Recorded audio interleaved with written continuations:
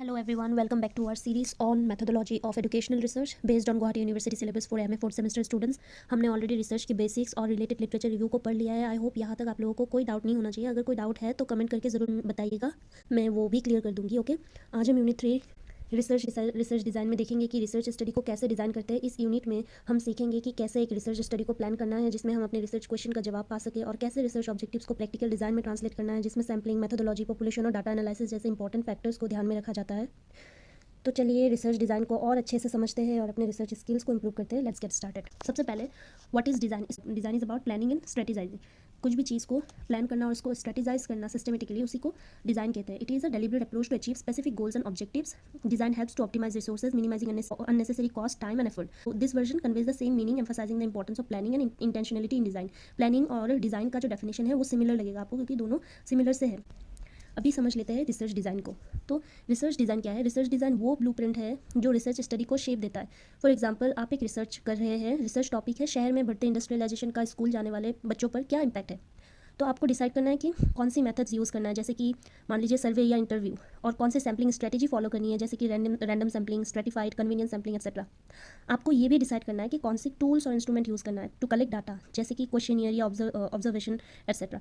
एक अच्छा research design ensure करता है कि हमारा स्टडी वैलिड, रिलायबल और जनरलाइजेबल हो।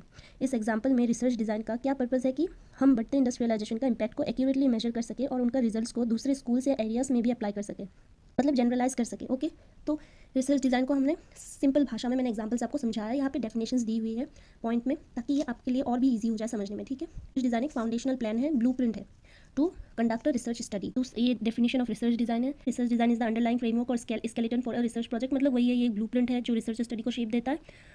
It encompasses decisions about what to study, where and when to conduct the study, how much data to collect and what methods to use. तो ये क्या करता है, ये हमें डिसीजन लेने में हेल्प करता है कि हमें क्या स्टडी करना है, कहाँ स्टडी करना है, कब स्टडी करना है, कैसे स्टडी को कंडक्ट करना है, कितना डाटा कलेक्ट होगा, या फिर कौन सी मेथड यूज़ होगी, जो मैंने अभी अभी बताया आपको डिसाइड करना है, ये सारी चीज़ें while designing a research. Okay, Then William Zickman ने बताया ये research design is a master plan specifying the methods and procedure for collecting and analysing the needed information. According to Cullinger, the plan, structure and strategy of investigation conceived so as to obtain answers to research questions and to control variance. The next is research design answers this question. ये सारे question को answer करती है, जैसे what is the study about, why is the study being made, where will the study be carried out, what type of data is required, where can the required data be found, what periods of time will the study include, what will be the sample design, what techniques of data collection will be used, how will the data be analyzed, in what style will the report be prepared. इस सारे question का answer करती है research design. Need of research design. Research design की क्या need है कि research को स्मूथली किया जा सकता है। अगर हमारे पास रिसर्च का डिज़ाइन है तो हमारा रिसर्च स्मूथ होता है।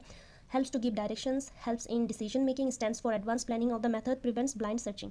पॉपुलेशन और सैम्पलिंग के बारे में बात करते हैं, तो पॉपुलेशन का मतलब है कंप्लीट ग्रुप जिसके बारे में हम स्टडी करना चाहते हैं। सैम्पलिंग में हम पॉपुलेशन का एक स्मॉल पार्ट लेते हैं, छोटा सा हिस्सा लेते हैं और उसी को स्टडी करते हैं। इससे हमें होल ग्रुप के बारे में आइडिया मिलता है।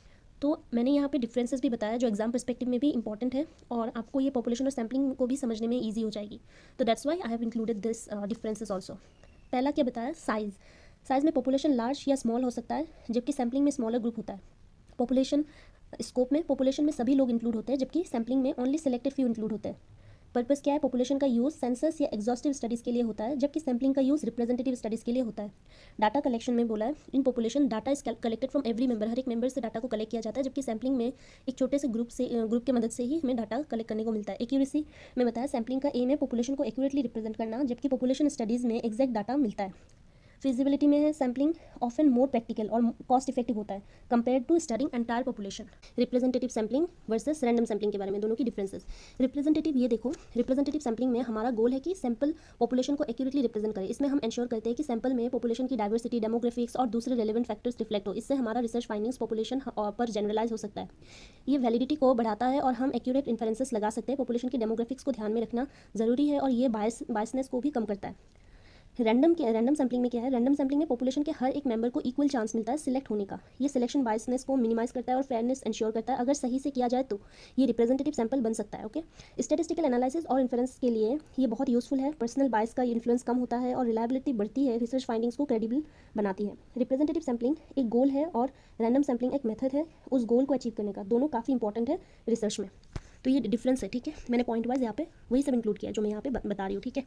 नेक्स्ट है sample size and random sampling error. Sample size में क्या है? Sample size refers to the number of individuals और observations included in a sample. It's a critical aspect of research design as it affects the precision and reliability of the results. A large sample size generally provides more accurate estimates, but it also increases the cost and complexity of the study. Sample size number of individuals को refer करता है, ठीक है. कितने number of individuals को आपने अपने research में इंक्लूड किया है, वो सारे सैम्पल को ही सैम्पल साइज कहते हैं. ये एक बहुत ही क्रिटिकल पार्ट है रिसर्च डिज़ाइन का, क्योंकि ये रिलायबिलिटी, रिजल्ट की जो रिलायबिलिटी है उस पर ये इम्पैक्ट करती है, ठीक है. जितना बड़ा सैंपल होगा उतना एक्यूरेसी होगा, लेकिन जितना बड़ा सैंपल होगा उसी के साथ साथ क्या होगा, कॉस्ट भी उसका बढ़ने लगेगा. तो ये क्या हो जाएगा, टाइम कंज्यूमिंग भी होगा, जिससे कॉस्ट भी बढ़ेगा, कॉस्टली हो जाएगा. तो यह sample size. Random sampling error क्या है? इसका मतलब है सैंपल एस्टिमेट और पॉपुलेशन पैरामीटर्स के बीच का डिफरेंस जो सैम्पलिंग की रैंडम नेचर की वजह से होता है. मान लीजिए आपको एक स्कूल के सभी स्टूडेंट्स की एवरेज हाइट पता करनी है.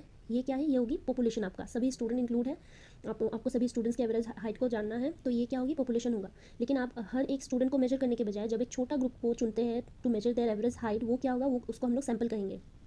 तो सभी स्टूडेंट की एवरेज हाइट जो कि हमारा पॉपुलेशन है, मान लीजिए 160 सेंटीमीटर है, और जो छोटा ग्रुप है जिसको हम लोग सैंपल कह रहे हैं, जो सैंपल है उसकी एवरेज हाइट है 158 सेंटीमीटर. अभी देखिए 158 सेंटीमीटर जो कि सैंपल हमने लिया है छोटा ग्रुप से 158 सेंटीमीटर है, और पॉपुलेशन से हमें मिला एवरेज हाइट 160 सेंटीमीटर. तो इन दोनों के बीच का डिफरेंस ये क्या है? यही तो है random sampling error. Random sampling error तब होता है जब आपके सैंपल की एवरेज हाइट पॉपुलेशन की एवरेज हाइट से अलग होती है. मैं इसी एग्जाम्पल के बारे में बात कर रही हूँ, आप लोग किसी और चीज़ के बारे में मत सोचिएगा, ओके. जो मैंने अभी आपको एग्जाम्पल दिया उसके बेसिस में बता रही हूँ, ओके. तो रैंडम सैम्पलिंग एरर क्यों हो रही है यहाँ? क्योंकि यहाँ सैंपल की एवरेज हाइट पॉपुलेशन की एवरेज हाइट से अलग है. ये डिफरेंस इसीलिए हो रही है क्योंकि आपका सैंपल पूरे स्कूल को परफेक्टली रिप्रेजेंट नहीं करता. इस एरर को अगर एड्रेस नहीं करेंगे तो कंक्लूजन या फिर रिजल्ट इनएक्यूरेट हो सकता है. लेकिन स्टैटिस्टिशियंस के पास इसके लिए भी मेथड्स हैं जिससे इन एरर्स को कम किया जा सकता है. जैसे कि सैंपल साइज़ को अगर बढ़ा दे, जैसा हमने सैंपल साइज़ में पढ़ा, अगर सैंपल साइज़ बड़ा होगा तो एक्यूरेसी ज़्यादा मेंटेन होगी, एरर्स कम हो जाएगी. लेकिन इससे क्या होगा, कॉस्टली हो जाएगा process, since it is time consuming. फिर कॉन्फिडेंस इंटरवल और स्टैटिस्टिकल इन्फ्रेंस के ऊपर रिलाई किया जाएगा, जिससे ये एरर्स नहीं होती है, ठीक है. Next concept, importance for drawing inferences. Random sampling error वही है मैंने जो यहाँ पे बताया, फिर से यहाँ पे मैंने दिखा दिया, बट इसके importance of for drawing inferences को देख लेते हैं. रैंडम सैम्पलिंग एरर को समझना ज़रूरी है जब आप पॉपुलेशन के बारे में इन्फरेंसेस ड्रॉ करना चाहते हैं बेस्ड ऑन सैंपल. इससे एक्नॉलेज और क्वांटिफाई करके आप अपने फाइंडिंग की प्रिसिशन एस्टिमेट कर सकते हैं, अपने कंक्लूजन की रिलायबिलिटी डिटरमाइन कर सकते हैं, पॉपुलेशन के बारे में इन्फॉर्म्ड डिसीजन ले सकते हैं. नेक्स्ट मैंने सैंपल और सैंपल डिज़ाइन के बारे में यहाँ बताया, तो आप लोग इसको भी देख लेना, ठीक है. मैं directly classification of sampling methods में जा. तो ये क्या है, सैम्पलिंग मेथड है. सैम्पलिंग मेथड के दो टाइप्स है, probability sampling and non probability sampling. Probability samples में systematic, stratified, cluster, simple, random, multi stage. Non probability में है convenience, snowball, judgement and Kota.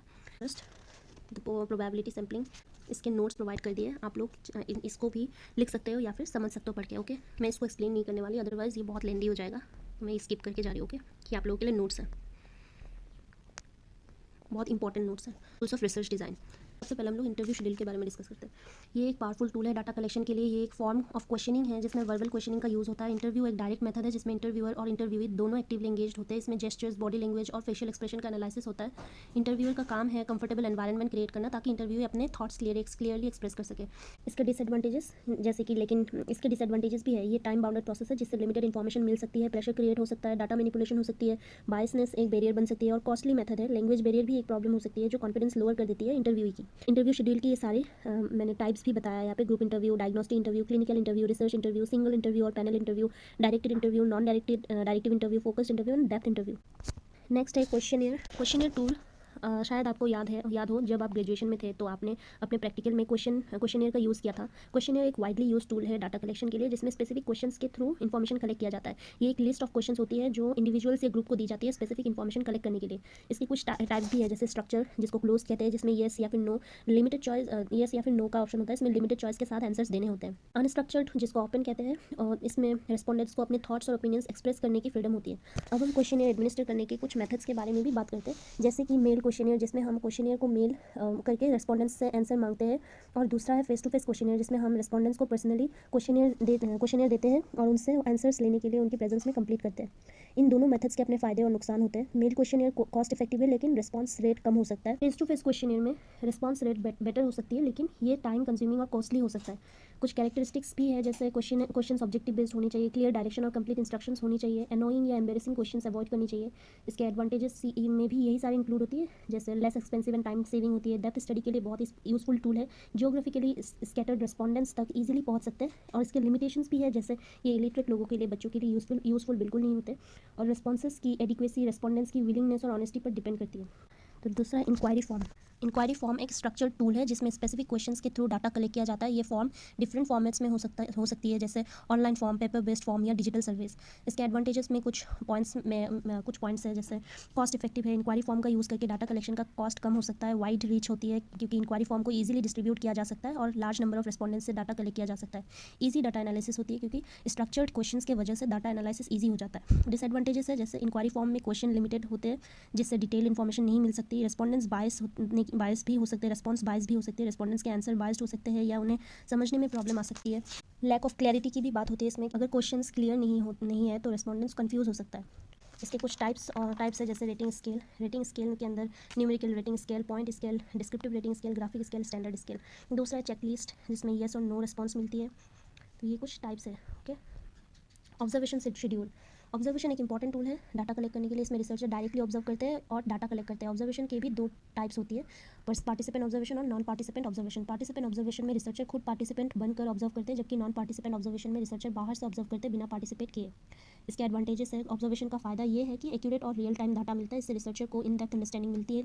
लेकिन ऑब्जर्वेशन में कुछ लिमिटेशंस भी है। ऑब्जर्वर बायस हो सकता है, स्कोप लिमिटेड हो सकती है और ये टाइम कंज्यूमिंग हो सकता है। ये था हमारा लास्ट टूल जिसको मैंने डिस्कस किया। तो मुझे विश्वास है कि आप लोगों को यहाँ तक समझ में आ गया हो। अगर कोई भी डाउट्स है तो आप लोग कमेंट में शेयर कर सकते हो। मैं उन डाउट्स को ज़रूर सॉल्व करने की कोशिश करूँगी।